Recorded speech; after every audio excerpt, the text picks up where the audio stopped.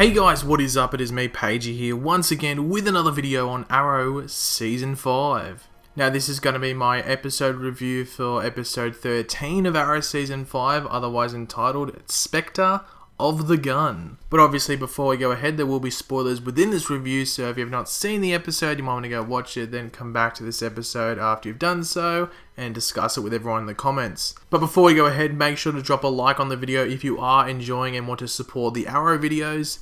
Be sure to leave a comment in the comment section below because it's definitely an episode that will get people talking, so I want to hear what everyone thought about it in the comments. And if you are new to the channel, make sure to subscribe. So we'll get on to the more controversial stuff, I guess you could say, towards the end of the video, but we'll just bring out the major points of what happened. So I guess it was kind of cool that we finally got some more, progress, I guess, on the Claiborne mother situation, because it was brought up in episode 10, but really since then there's been nothing going on in regards to finding out who the hell Prometheus is. But it does look like, thanks to the USB that Felicity got from that Helix member, that this Prometheus identity mystery is going to be, maybe not solved soon, but definitely we're heading towards that direction. So at least there's some progress there, because for a while I was thinking, have they forgotten about this? Because, there just wasn't much progress going on. As we knew from the trailers, Thea was coming back. She wasn't in this episode heavily, which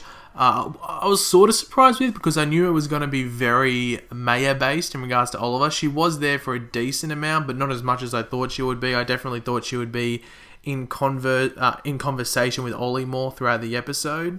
But it was good to see her back, and I did find her reaction to Renee or Wild Dog working in City Hall pretty funny. I think she was even more surprised than any of us were when he finally got that job.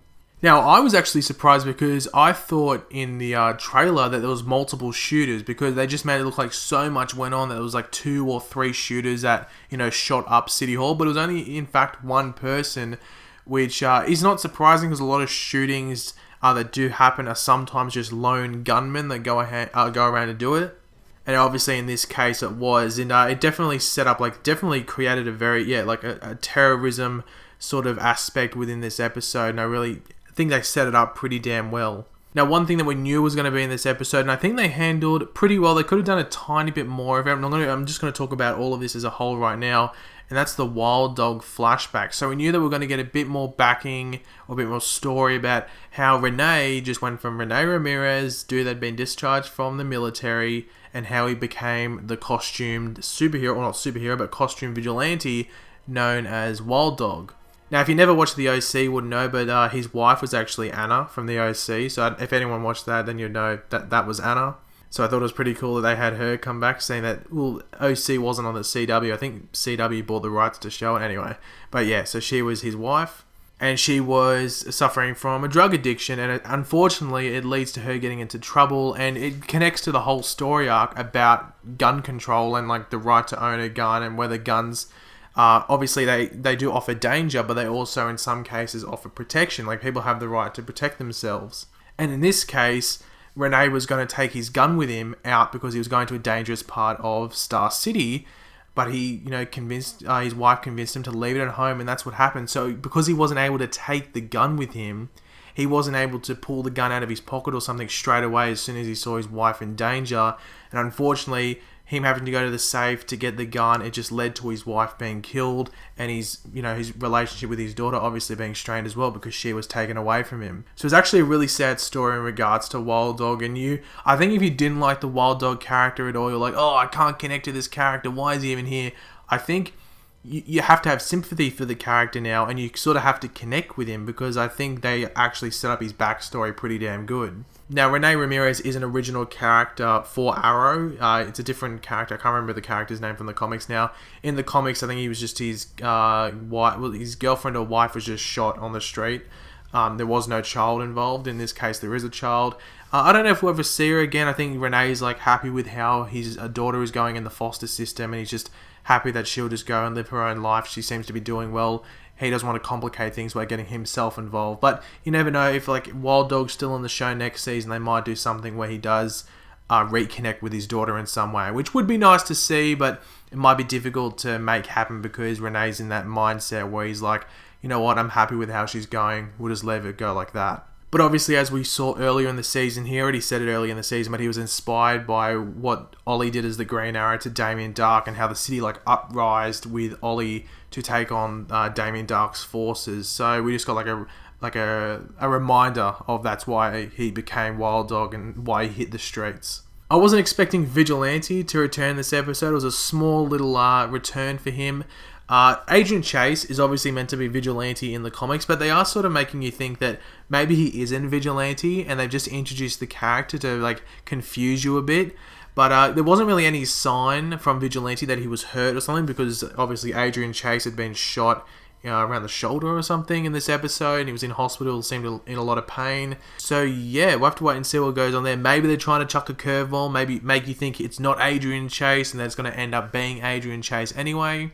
Or maybe Vigilante will just be someone else. We'll have to wait and see. But yeah, it definitely raises my curiosity levels in regards to who the hell he could be. Now, the one thing I actually think was really good that they did in this episode, they didn't make the shooter just some random crazy dude. They made the shooter a victim of mass shooting himself. Like, his family was killed in a mass shooting at a shopping mall, I think it was. And it's just that emotional anger where he didn't feel like he could protect his family, so he went and did what he did. So I think it's great that they went with that. They could have easily gone down some just road where, oh no, he's just some dude that's just mental, crazy. He just felt like shooting some people. But they went with an emotional connection to that for that shooter, for I guess us to connect with. But then also it allows for another scene later in the episode, which we'll talk about, which I think worked really, really well. Another point of the episode where we saw some struggle, I guess, was Ollie when he had to deal with this gun control issue. This obviously it's just the biggest thing he's had to deal with. Like, everything else he's dealing with is construction issues, land issues, building issues. Now he's got people that died within City Hall, and he's meant to front the media and try and keep the city calm, and he just doesn't know how to deal with it. So he obviously thinks, I'm going to have to do this as Green Arrow. I'm going to go find this dude, put an arrow into him and just put him in jail. But he realizes it's more than just finding the dude and getting him locked up. It's about reassuring the city that, look, I'm going to try and stop this from ever happening again. And that's a massive issue, because it's not as easy as saying, okay, this is never going to happen again, because it was pretty easy for this dude to come in and do this. And this was in City Hall, where you think the security would be pretty damn tight. Like, this dude could, or any other person could go to a sporting event or something like that and do this again. So obviously it's a massive issue that Ollie has to face, and he has to face it as Oliver Queen, Mayor of Star City, rather than Oliver Queen, the alter ego of the Green Arrow. The best scene of the episode, I think, was easily the scene where Ollie confronts James Edlin, the shooter, from City Hall in the hospital. But obviously Ollie has to face him as Mayor, not as Green Arrow. So this is a great scene. The one-on-one scene, I think it just worked really well. Ollie, I think it was really good. I think Stephen Amell was really good in this episode in regards to acting. I know a lot of people give him stick for acting. Some episodes you can just play it, just go with it and not put too much effort into it. But I think when he's given the opportunity to do something really good and provide really good acting, like in this episode, I think he pulls it off pretty damn well, and I really enjoyed this scene. Another great scene was obviously the memorial scene at Town Hall, which is very relevant to what we see, because obviously it happens a lot in real life. Even when it's only one person dies and there's a massive memorial. Obviously in this case, I think 5 died initially, and then 2 more died after trying to save them in hospital. So I think 7 people died from City Hall. And this is what I was hinting at earlier, him just trying to reassure the city that this is they're going to try and not allow this to happen again, but there's a need for people to feel like they can protect themselves. So I think this episode did pretty well in what it tried to, what it was aiming to do, if you know what I mean. But even before this episode aired, there was people going off about it. I know that there was always going to be potential controversy around this episode, and they were never going to be able to avoid it because they're dealing with a real life issue. Really, you could watch this episode. There's only 1 or 2 scenes where it's superhero or comic book related. Oh, okay, this is a comic book show. Obviously, the first scene was when Ollie was holding the gun. I think he was talking to a Bertinelli member. I think he was talking to him. And then there was the scene with Diggle when he was once again bashing up that guy that lived in James Edlin's neighborhood, trying to find where he could be. I guess you could argue the Wild Dog scene, but that was right at the end of the episode. So really, this was like more like almost like a crime drama episode. Even though Arrow itself is sort of like a crime drama show, this was like specifically almost like a crime drama show. And I think they did a really good job of making it a really good episode, still making it feel like Arrow, but sort of making it not feel like Arrow at the same time.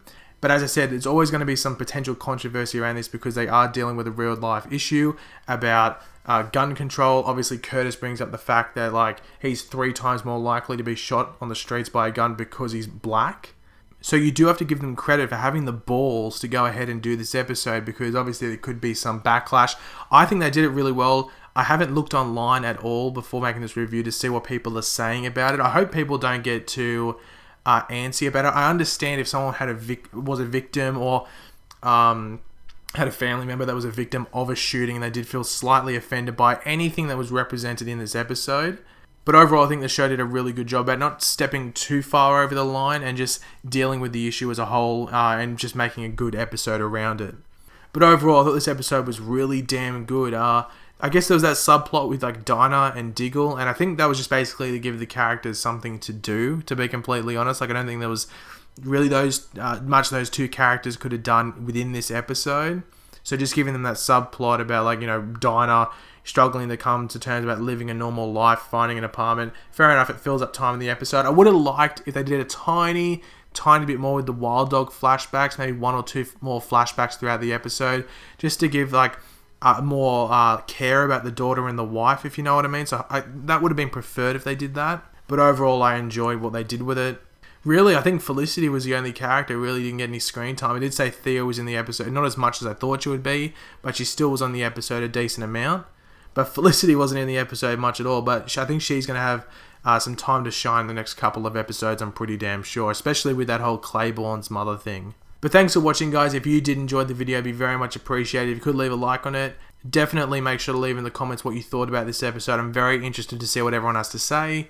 And if you are new to the channel, make sure to subscribe. I'll catch you later, guys. Goodbye.